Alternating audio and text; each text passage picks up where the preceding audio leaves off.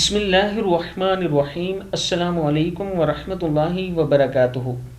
عابد راجہ channel کی طرف سے آج میں اپنے دوستوں کو رسول اللہ صلی اللہ علیہ وآلہ وسلم کا ایک بہت ہی پیارا فرمان بتاؤں گا۔ اس سے پہلے میں اپنے تمام دوستوں سے گزارش کروں گا کہ اس ویڈیو کو آپ نے آگے ضرور شیئر کرنا ہے۔ تو شروع کرتے ہیں۔ بسم اللہ الرحمن الرحیم۔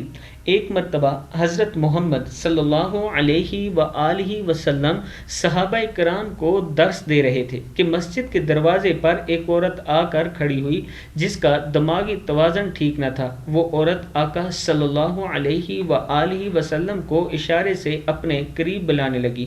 آپ صلی اللہ علیہ وآلہ وسلم اپنی جگہ سے اٹھے اور اس کے قریب گئے۔ اس عورت نے کہا کہ اسے باہر جا کر آپ صلی اللہ علیہ وآلہ وسلم سے گفتگو کرنی ہے۔ آپ باہر چلے گئے۔ صحابہ کرام سب یہ منظر دیکھ رہے تھے۔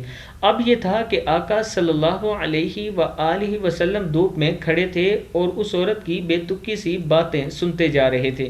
گرمی شدت کی تھی اور دوپہر کا وقت تھا۔ کچھ دیر بعد جب وہ عورت باتیں کر کے تھک گئی تو دوبارہ آنے کا کہہ کر چلی گئی۔ آقا صلی اللہ علیہ وآلہ وسلم واپس مسجد میں آئے تو بدن مبارک پر پسینہ بھرا ہوا تھا۔ صحابہ کرام بہت بے چین تھے۔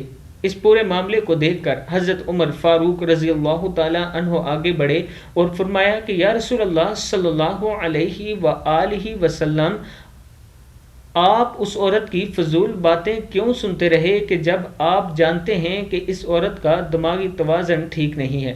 آپ صلی اللہ علیہ وآلہ وسلم نے جواب دیا، اے عمر، اس عورت کی پوری مکہ میں کوئی بھی نہیں سنتا تو کیا میں بھی اس کی نہ سنوں؟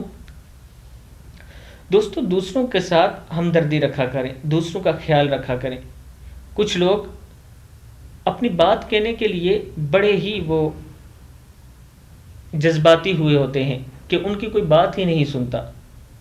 اکثر آپ کو بھی اپنے معاشرے میں ایسے لوگ نظر آئیں گے جو بے چین ہوئے ہوتے ہیں کہ کوئی ہمارے پاس بیٹھے اور باتیں سنے۔ آج کل تو ہمارے معاشرے کا یہ حال ہو چکا ہے کہ ماں باپ بے چین ہوئے ہوتے ہیں کہ کوئی بیٹا ہمارے پاس بیٹھ جائے تھوڑی دیر کے لیے اور ہم اس سے کچھ دیر گفتگو کر لیں، کچھ باتیں شیئر کر لیں۔